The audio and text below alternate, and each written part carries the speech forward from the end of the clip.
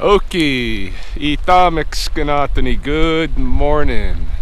I think it's about somewhere around 10 o'clock in the AM on the first day of June 2019 in the tail end of the lunar cycle Matsi Kapisakitsam. And Chelsea and I and our little roly-poly are off on a weekend adventure. We mean to do some more backcountry hiking, from here out.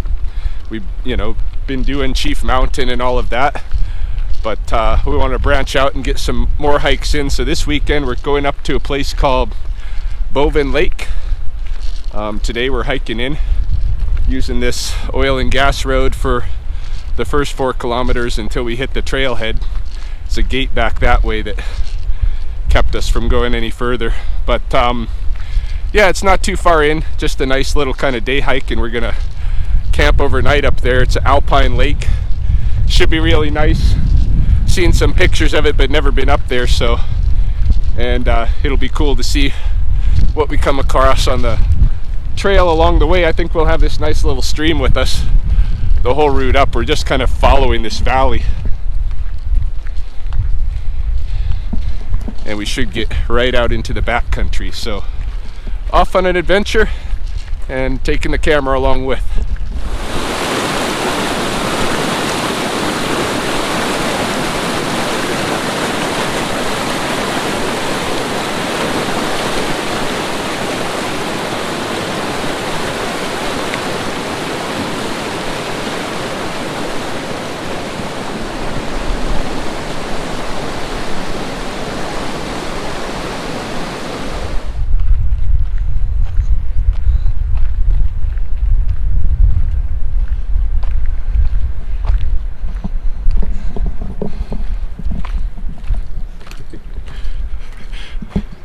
Just suffering a little bit.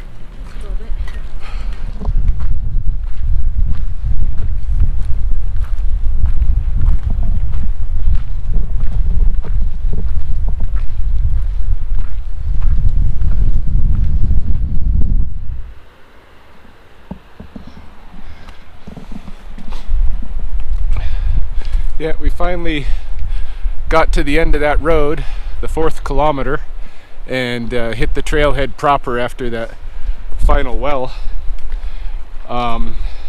This is much more kind of a hiking trail. I guess it used to be an old road, so you could fit a vehicle up here, and you could take one up here if you had good 4-wheel drive and such. But we're gonna be following this valley all the way up to an alpine lake. Not sure how long it'll take us to get up there, but from what I read online, it's just, maybe under a couple of hours hike. Lots of really cool waterfalls and glaciers and stuff to look at around here. Really nice scenery.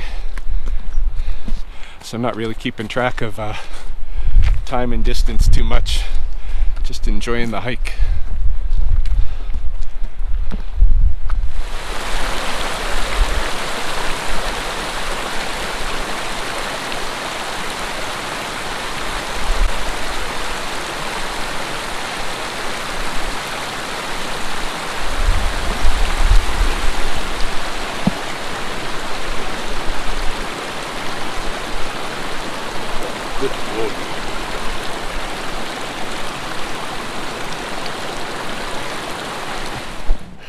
So we've arrived at our first glacier.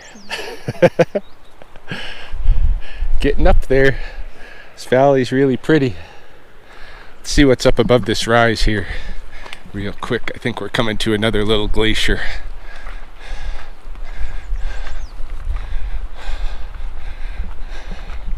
Oh yeah, that's a much more sizable little glacier there.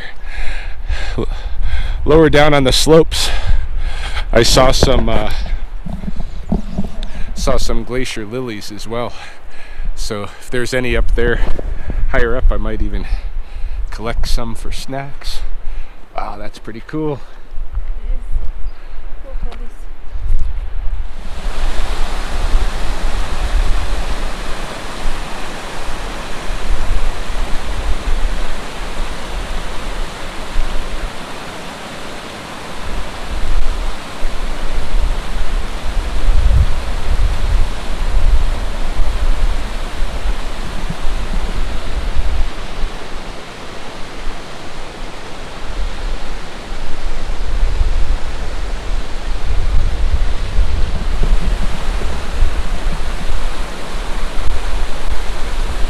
See if Polly will do this. He's been crossing the other waters, but this one's a little bit deeper.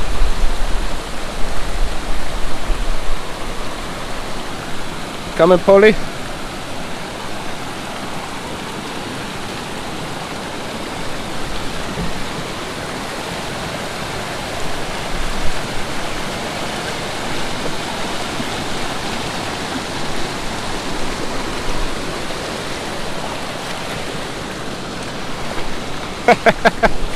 Come on, Polly! Woohoo! Yeah, hop, skip, and a jump. Looks like we're going to be crossing a glacier right up here. That'll be fun.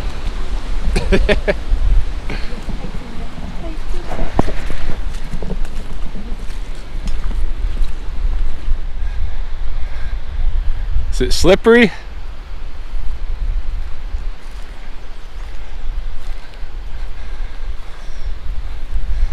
Of course, I'm in my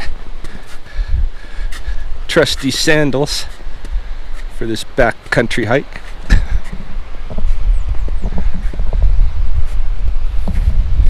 And Roly Poly is in his paws.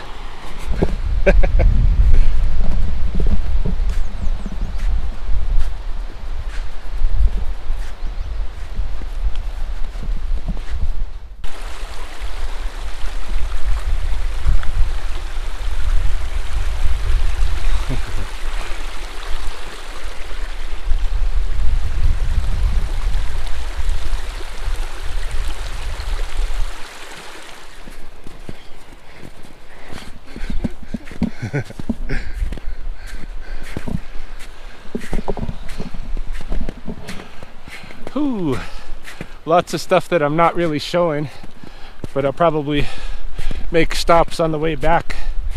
We're passing like meadows full of yellow glacier lilies, and some places bare grass. You know, it's not in bloom yet, but the grass itself is of course evergreen there. I don't know, just a lot of your classic subalpine species. Oh wow, there's a fern.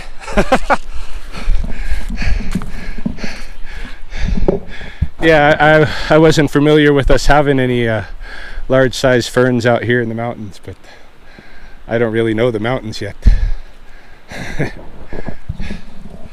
That's what we're out here to do a little bit.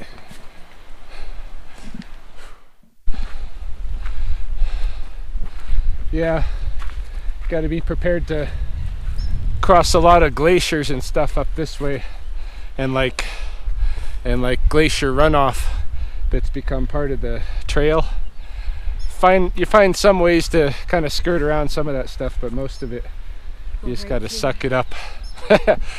We're almost there. Looks like just over this ridge or something, but then those ridges often play tricks. Yeah.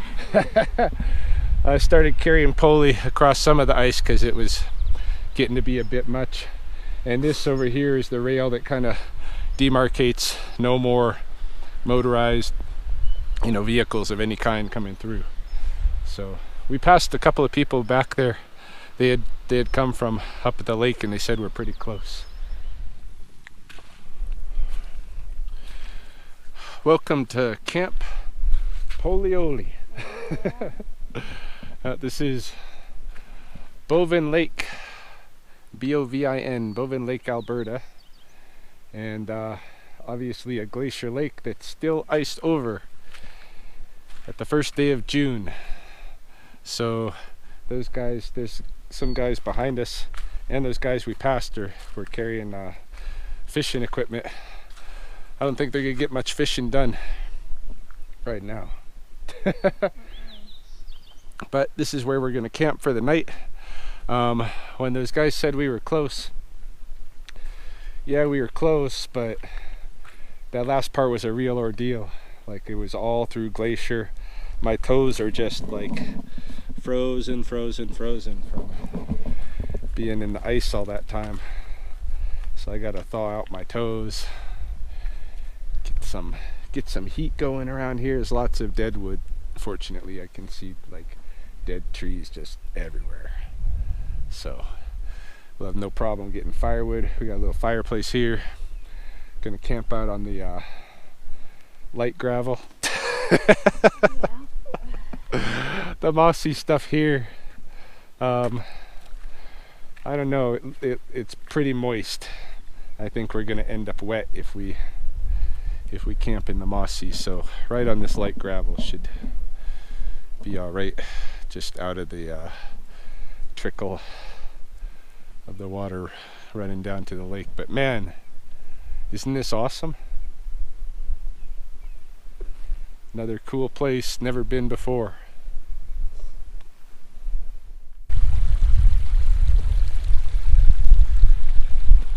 It's getting into early evening time and we've had a little bit of a rest, but the sun is going, you know, beyond the mountain here, which is going to put this all in shadow. Like you can see the shadows already creeping up on the camp there, back that way.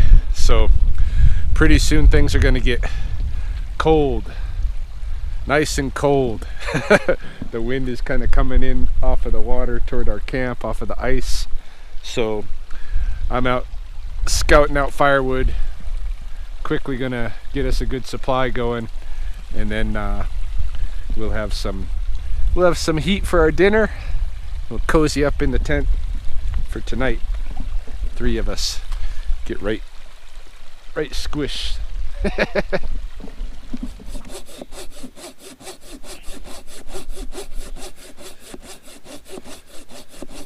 Yeah, deadwood is pretty slim near the camp. I think this place might get a little bit more busy later in the summer, and people picked it pretty clean, so you got to move away either at a distance, you know, laterally or vertically to find some good deadwood. But there's lots here, just got to put in a little bit of the work.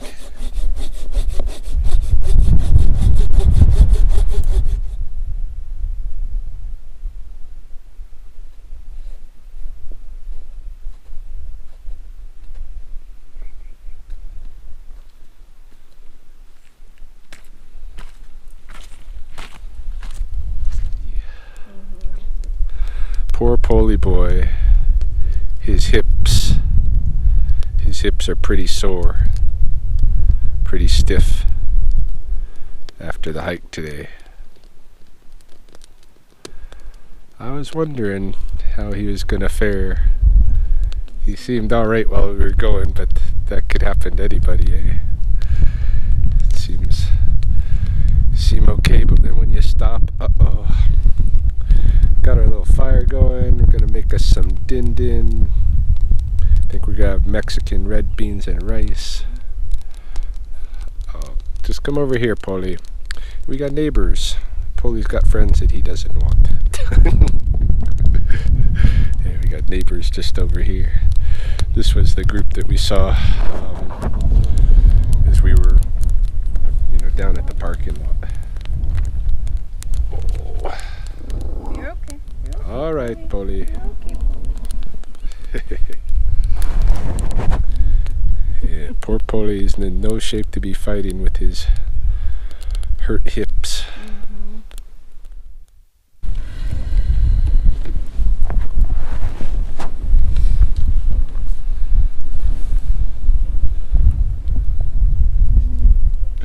So what do you think? It's pretty amazing. Long hike, but it's worth it. Yeah. It's beautiful, even though with all the snow. Yeah. Anticipate the last leg to be snow too. Like, they're not joking about snow. It's snow. Like if you have to pack snow pants, do it. Yeah. Like, make room for that shit, because it'll save you.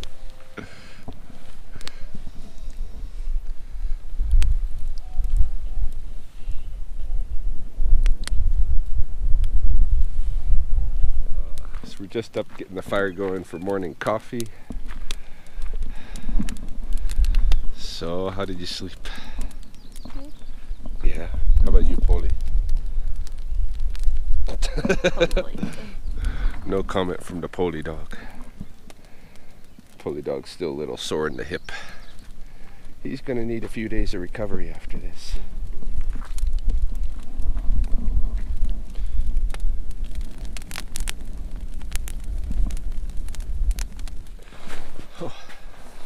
So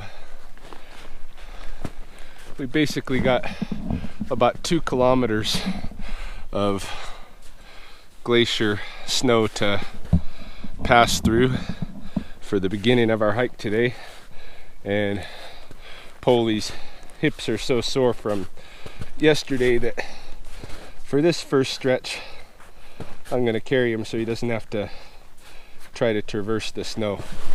Well, but it's pretty treacherous, like, because you sink in now and then unexpectedly and could easily like twist an ankle, you know, mess up a tendon or something. But yeah, hike out day, and there's no way to get out but through the glacier.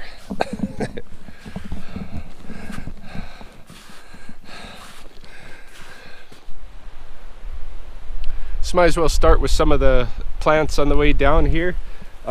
This I mentioned, I think yesterday. There's patches of bear grass up here. They haven't, you know, the flowering stems aren't even started yet. This is last year's, and a lot of the plants up at this altitude I'm seeing are just starting to peek out of the ground, so there's a lot missing, absent yet, that I can't see. But yeah, this is bear grass, so it's a grass that's used a lot on the northwest coast for basketry and such. I think there's a root use for the root too. Can't remember what it is, like a medicinal use. And then just over here we got some examples of the yellow glacier lily that I was talking about. And this lily is has an edible root. See if I can maybe just dig one up as an example with my knife or something. Has an edible root, you know, much like a lot of the kind of lily plants do.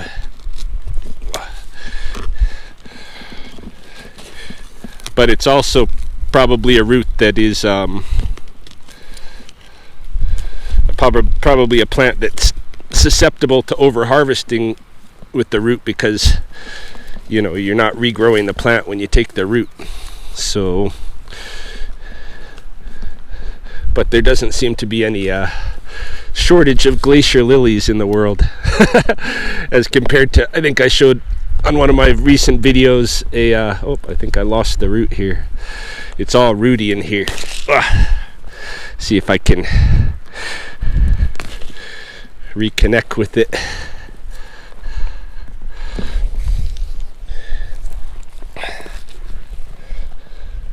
Oh, here it is. It's just already kind of broken up. I must have split it in half. But yeah, it's just another white kind of lily root style bulb. It's a clean tasting bulb, much like the yellow bells back in the coulees. Don't know if you even heard that. Microphone. But yeah, much like the yellow bells back in the coulees as far as taste goes, just a fresh, kind of almost like a puffed rice texture, but fresh and cool flavor to it. Anyway, that's a couple of the plants. We'll see more as we go. Yeah, not too much further along the way, and we've got a couple more plants worth looking at. Well, all of them are worth looking at, but some of them I don't know. I'm probably going to choose 1 or 2 plants along the way just to take pictures of myself and bring them home and learn their identity for future mountain treks.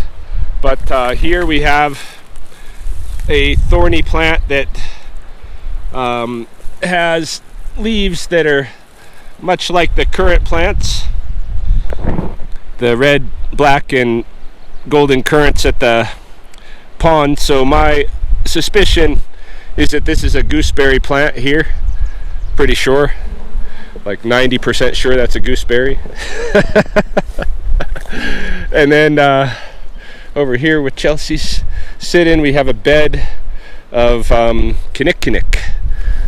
So this is what is mixed along with sometimes a little bit of red willow bark, red osier dogwood, cambium, and the two species of tobacco that were traditionally grown. So yeah, it's part of the tobacco mixture, this kinnikinnick, and it's used pretty widespread in North America for that purpose.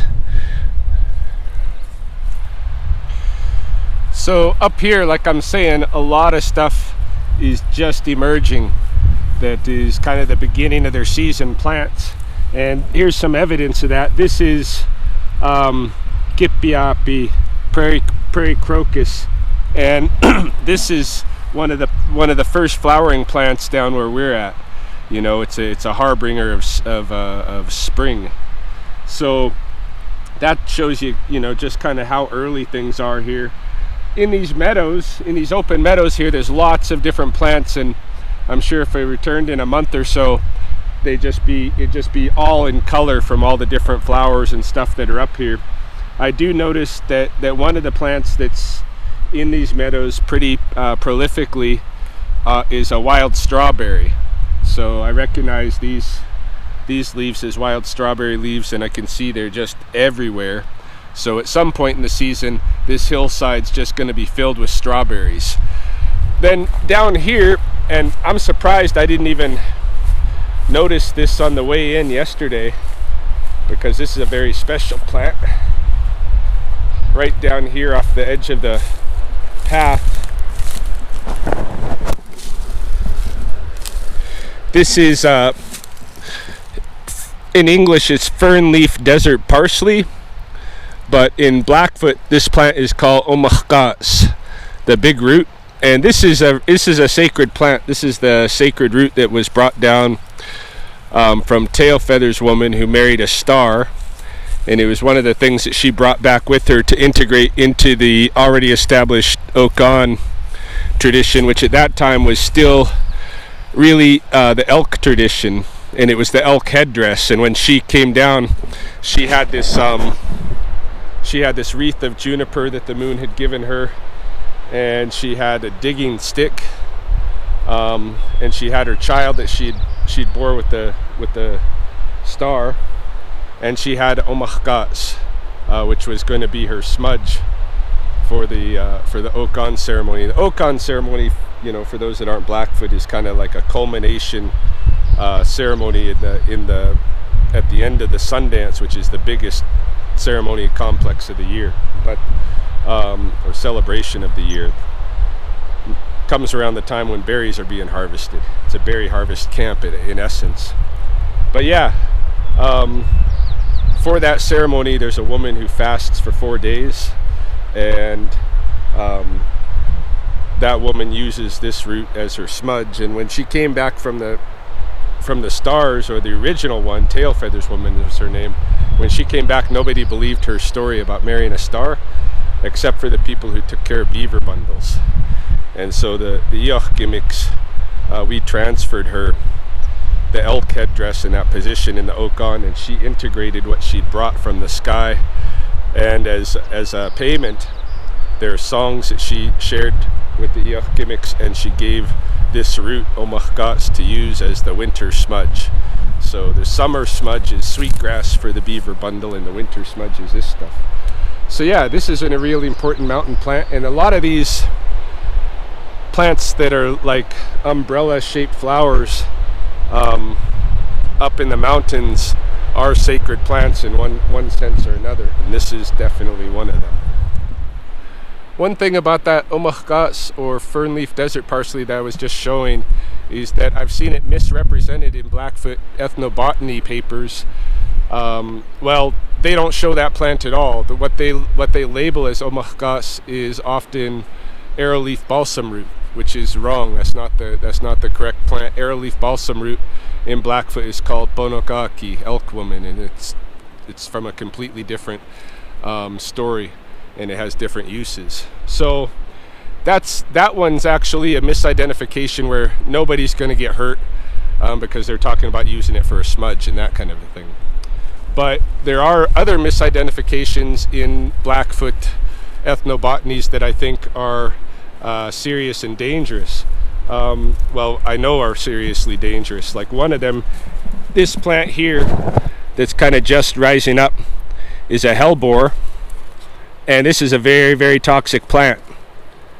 You know, my understanding is that you eat just a little bit of this plant and that's it for you. I've seen in some ethnobotanies people say that this plant was used for suicides and stuff like that, which I don't know about, but it's definitely a toxic plant. Unfortunately, somewhere along the line, some informant told a ethnobotanist that they should use this plant on teething babies, use the root as a teether for babies.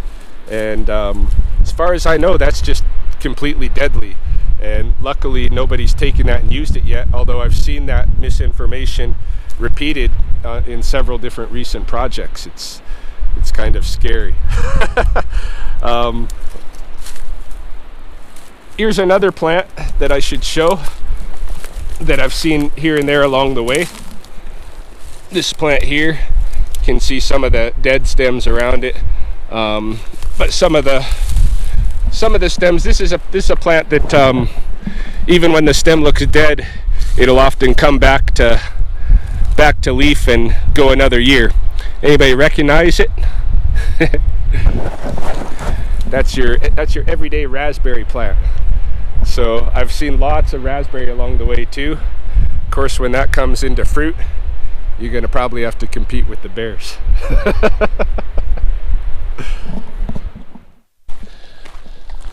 And after much walking, the Jeep appears. Pretty tired out. I think all three of us. I know Paulie, poor, look at him, kind of limping along, kind of gimping along. He's looking good now. He's showing off. When you weren't looking, he was like hobbling. So we've completed our hike, and we're gonna go reward ourselves. We're gonna go over to Waterton, and I'll show you what we get when we get there. It's a treat.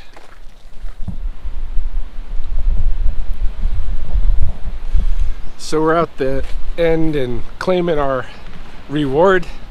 We've driven into Waterton National Park because we're close and we're having special foods. What is that company called? Just the Wiener Company? Wieners of Waterton. Wieners of Waterton.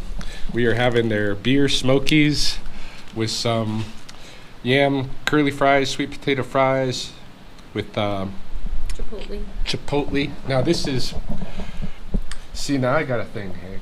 I think it's actually called Chipotle, but people call it Chipotle. And the reason I think that, you know, is because like it's obviously like a Mexican name, hey. And the only like Mexican language that has anything like that is Nahuatl. And Nahuatl at the end has the TL, just like Chipotle supposedly does, but I think it's Chipotle. But nobody agrees with me, but I don't care. I think it derives from a Nahuatl word. I'm sticking to it. We're also having a Star Cheek beer, which is kind of a strong local ale. And just enjoying a sit down before we take the long drive home.